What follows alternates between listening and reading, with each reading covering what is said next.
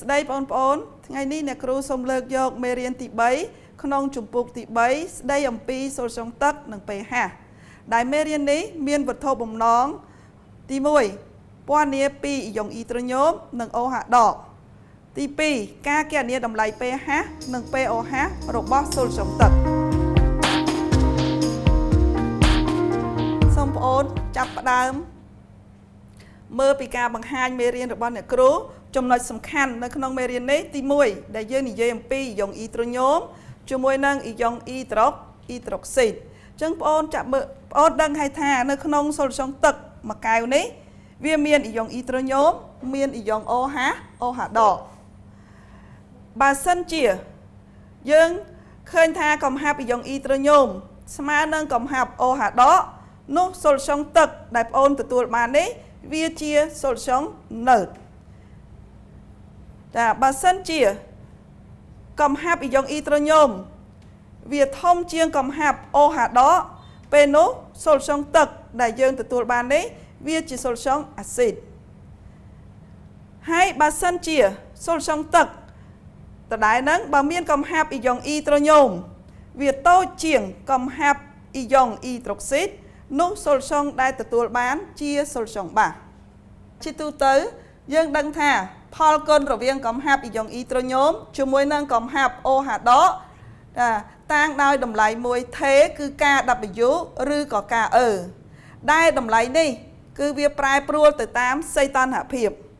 នៅសីតុណ្ហភាព25ការ W នេះឯងគឺស្មើនឹង10ស្វ័យគុណដល់10 14ចាអញ្ចឹងការ W នេះគឺតាំងឲ្យតម្លៃផលគុណអ៊ីយ៉ុងកម្មនៃទឹកយើងចាប់ផ្ដើមមើលលំហាត់គំរូចាសូលស្យងអាស៊ីតក្លូរីត្រិក1មានកំហាប់4 10ស្វ័យគុណដល់3ម៉ូក្នុង1លីត្រ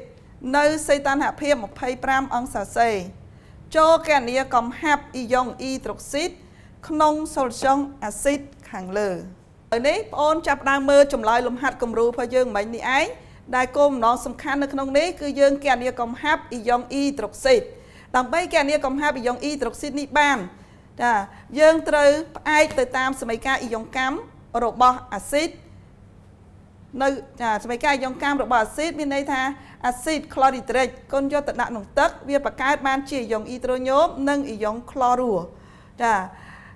ដែលនៅក្នុងនេះយើងឃើញថាកំហាប់អ៊ីយ៉ុងអ៊ីត្រូញូមចាវាស្មើនឹងកំហាប់របស់អ៊ីយ៉ុងរបស់អាស៊ីតក្លូរីត្រិកដែលយើងដឹងថាកំហាប់អាស៊ីតក្លូរីត្រិកនៅក្នុងប្រធានយើងគេឲ្យមកគឺ 4.0 10ស្វ័យគុណដល់3ម៉ូក្នុង1លីត្រតែអញ្ចឹងយើងបានកំហាប់របស់អ៊ីយ៉ុងអ៊ីត្រូញូមតែគោលបំណងយើងគឺយើងចង់បាន OH ដកដើម្បីទៅរកកំហាប់ OH ដកយើងត្រូវរកវាផ្អែកទៅតាមផលគុណអ៊ីយ៉ុងកម្មនៃទឹកនៅសីតុណ្ហភាព25អង្សាសេគឺយើងទាញបានកំហាប់អ៊ីយ៉ុងអ៊ីត្រូញូមចាគុណជាមួយនឹងកំហាប់អ៊ីយ៉ុងអ៊ីដ្រុកស៊ីតវាស្មើនឹង10ស្វ័យគុណដល់14អញ្ចឹងចេញពីនេះបងអូនអាចទាញរកកំហាប់អ៊ីយ៉ុងអ៊ីដ្រុកស៊ីតវាបាន10ស្វ័យគុណដល់14កូនចែកឲ្យកំហាប់អ៊ីយ៉ុងអ៊ីត្រូញូម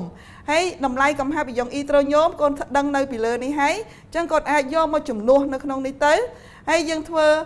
លេខចែកទៅយើងបាន 2.5 10ស្វ័យគុណដល់12ម៉ូក្នុង1លីត្រចាអញ្ចឹងនេះជាកំហាប់របស់អ៊ីយ៉ុងអ៊ីដ្រុកស៊ីតដែលមាននៅក្នុងសូលស្យងអាស៊ីតក្លរីត្រិកយើងចាប់ផ្ដើមចូលទៅចំណុចទី2ដែលនិយាយពីមាត្រដ្ឋានរបស់ pH តែនៅក្នុងហ្នឹងទី2អ្នកគ្រូលើកពីនិយមន័យ pH តា pH គឺជា pH នៃសូលស្យងមួយចាសូលស្យងដែលយើងរៀននៅក្នុងហ្នឹងជាសូលស្យងរាវមួយគឺជាទំហំមួយផ្ទុយពីឡូហ្គារីតកូ10នៃកំហាប់អ៊ីយ៉ុងអ៊ីត្រូញូមតាំងដោយ pH ចាស្មើនឹងដកលកនៃកំហាប់អ៊ីយ៉ុងអ៊ីត្រូញូមចាចេញពីនេះបើសិនជាយើងស្គាល់តម្លៃ pH កូនអាចរកកំហាប់អ៊ីយ៉ុងអ៊ីត្រូញូមស្មើនឹង10ស្វ័យគុណដល់ pH យើងបានរូបមន្តពីនេះតែយើងត្រូវមានការចំណាំទុកថាបើសិនជាតម្លៃ pH នេះតម្លៃ pH យើងនេះឯងមិនមានខ្នាតទេតែបើកំហាប់អ៊ីយ៉ុងអ៊ីត្រូញូមវិញគឺយើងគិតវា ជាម៉ូលក្នុង1លីត្រហើយមួយទៀតកំហាប់អ៊ីយ៉ុងអ៊ីត្រូញ៉ូមវាមានតម្លៃផ្ទុយពីកំហាប់តម្លៃ pH មានន័យថាបើសិនជាកំហាប់អ៊ីយ៉ុងអ៊ីត្រូញ៉ូមយើងមានតម្លៃធំនោះ pH យើងគឺមានតម្លៃតូចហើយផ្ទុយទៅវិញបើសិនជាកំហាប់អ៊ីយ៉ុងអ៊ីត្រូញ៉ូមយើងមានតម្លៃតូច pH យើងនឹងឃើញមានតម្លៃធំចាដល់នេះគឺយើងមើលទៅលើលំហាត់គំរូដែលទី1នៅក្នុងនេះអ្នកគ្រូចង់ឲ្យពួកយើងកណនា pH នៃ solution តែsolution ទី1ដែលយើងត្រូវកណនាគឺ solution របស់អាស៊ីតនីត្រិកដែលមានកំហាប់5 10សេគុណដល់4និង solution ខនេះគឺជាអាស៊ីត sulfuric ដែលមានកំហាប់ 2.5 10សេគុណដល់3ហើយនៅក្នុងលំហាត់នេះដើម្បីកណនាលំហាត់នេះបានន័យថានៅក្នុងនេះគេឲ្យតម្លៃលោកយើងគឺ5 10លោកនៃ5ស្មើនឹង 0.7 ចាអញ្ចឹងតម្លៃលោកនេះគឺយើងអាចគណនាបានតាមទូរស័ព្ទឬក៏ពេលប្រឡងនឹងឯងគេឲ្យយើងហើយឥឡូវនេះបងអូនងាកមកមើលចម្លើយនៅគ្រូនឹងបកស្រាយជូនមានន័យក្នុងនេះកគឺយើងនិយាយពីកគឺយើងរក pH របស់ solution acid nitric ដែលមានរូបមន្ត HNO3 តែដើម្បីរក pH នេះបានគឺយើងអនុវត្តទៅតាមរូបមន្ត pH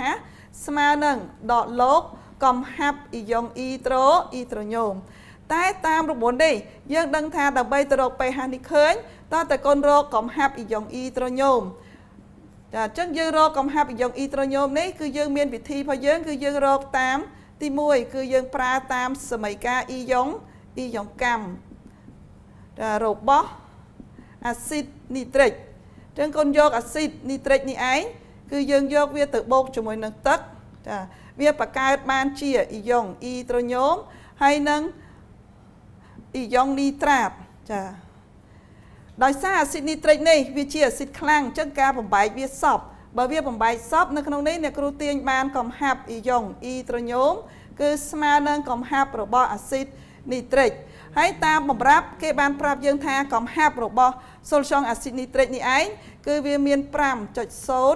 10ស្វ័យគុណដល់4 m អញ្ចឹងចេញពីនេះយើងបានកំហាប់អ៊ីយ៉ុងអ៊ីត្រូញ៉ូមយើងយកវាទៅជំនួសនៅក្នុងរូបមន្តយើងខាងលើនេះគឺយើងទាញបាន pH ស្មើនឹងដកលោក 5.0 គុណឲ្យ10ស្វ័យគុណដល់4តាមការគណនារបស់គណិតវិទ្យាបានន័យថានេះលោកនៃផលគុណ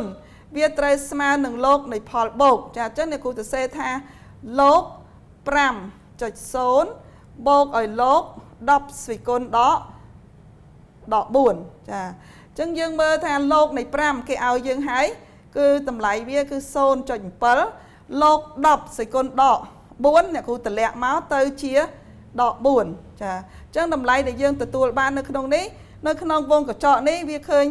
3.3 ចាសញ្ញាដកវាដក 3.3 តែនេះដកទៀតវាទៅជាបូកចាអញ្ចឹងលទ្ធផលដែលយើងទទួលបាន pH យើងគឺ 3.3 យើងបន្តទៅទៀតកូនមើលទៅលើលំហាត់ខយើងគណនា pH ដូចគ្នាក៏ប៉ុន្តែជា pH នៃ solution acid sulfuric ចាacid sulfuric មានរូបមន្តរបស់វាគឺ H2SO4 នៅដូចគ្នាអញ្ចឹងដែរដើម្បីទៅរក pH នេះមានន័យកូនប្រើតាមរូបមន្ត pH ដកលោកកំហាប់អ៊ីយ៉ុងអ៊ីត្រូញ៉ូមដូចគ្នាក៏ប៉ុន្តែយើងត្រូវរកអីកំហាប់អ៊ីយ៉ុងអ៊ីត្រូញ៉ូមនេះ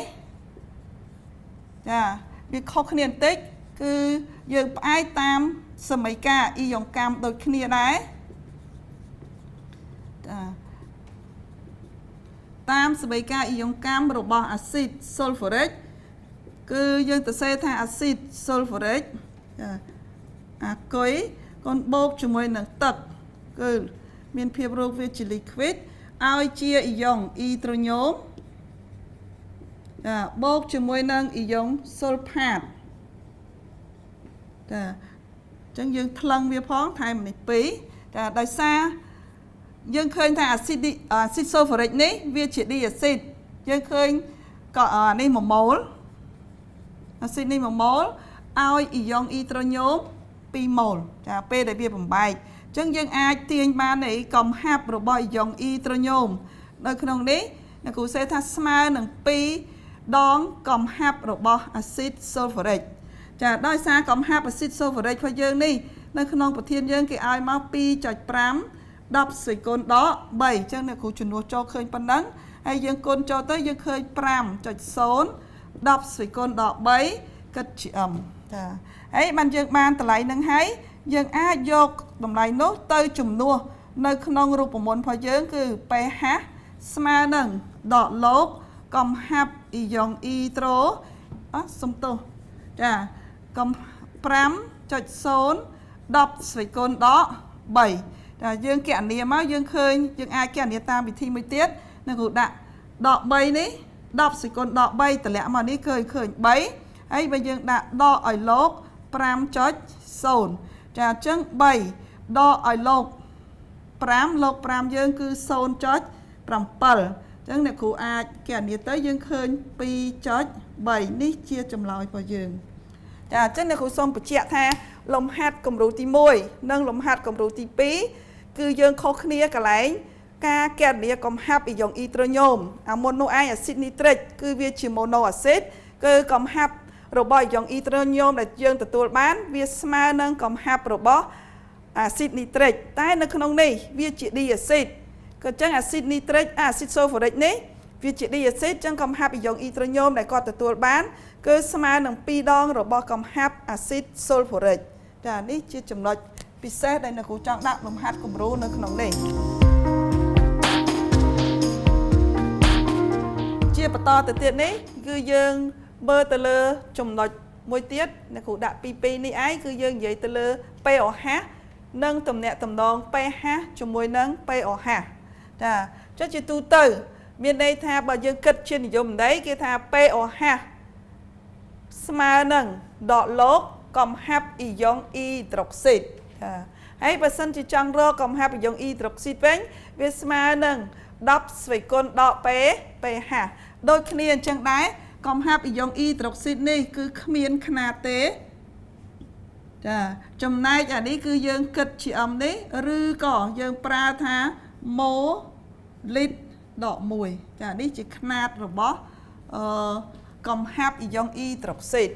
ហើយនឹងមួយទៀតចំណុចមួយទៀតដែលយើងចង់បានគឺយើងនិយាយពីទំនាក់ទំនងរវាង pH ជាមួយនឹង pOH ចាដោយគិតនៅសីតុណ្ហភាព25អង្សាសេ pH ជាមួយនឹងបូកជាមួយនឹង pOH គឺស្មើនឹង14ចាចេញពីនេះបើសិនជាយើងចង់រក pH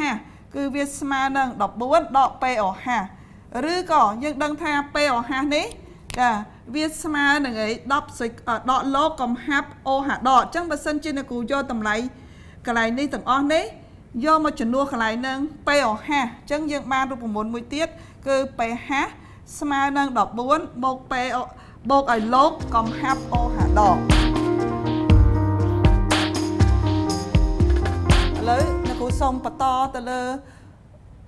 លំហាត់គំរូអ្នកគ្រូជូនជាលំហាត់គំរូមួយទៀតនិយាយពីសូត្រចុងសូត្រមួយដែលមានកំហាប់5 10 សេគុណដក 3m នៅសីតុណ្ហភាព25ចាចូលគណនាទី1កំហាប់អ៊ីយ៉ុងអ៊ីត្រូកស៊ីតទី2គឺគណនាតម្លៃ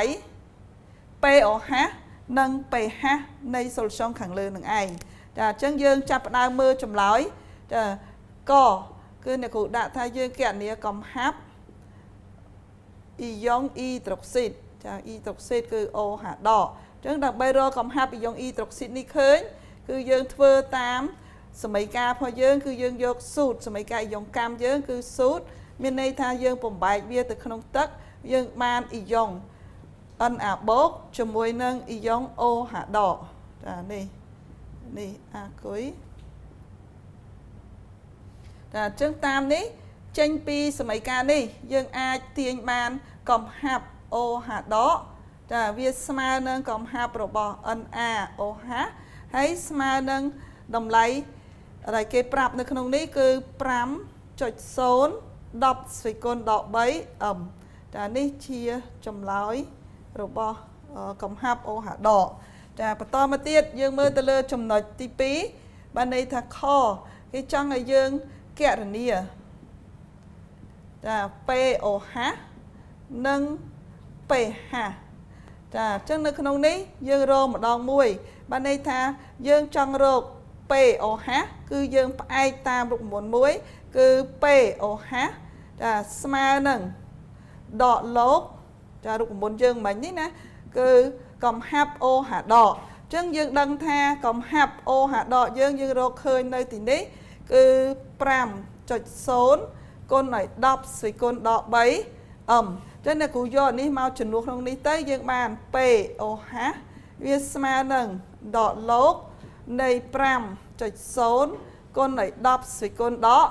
3ចាតាមការគណនានេះគឺយើងតម្លាក់3នេះមកដក3ជាមួយនឹងដកនេះវាទៅជា3ហើយយើងដកលកឲ្យ 5.0 ហើយឡូការីតនៃ5នេះចានៅក្នុងនេះគេប្រាប់យើងគឺ 0.7 តែឬក៏បងអូនចុចកាសូមកវាឃើញប៉ុណ្ណឹងយើងបាន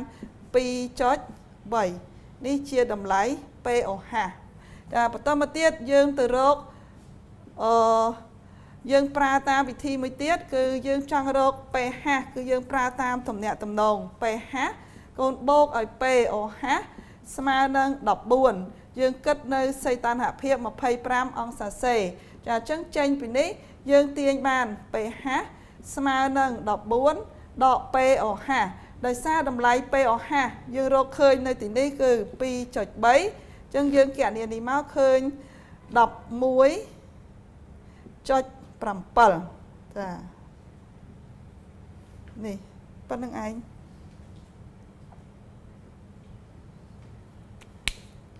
0ចាយើងផ្ទៀងផ្ទាត់មើល30ចា14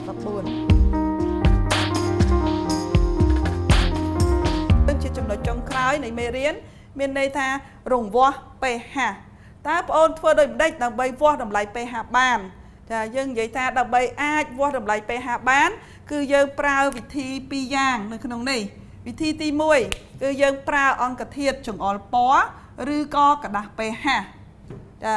វិធីទី2គឺយើងប្រើ pH ម៉ែត្រចា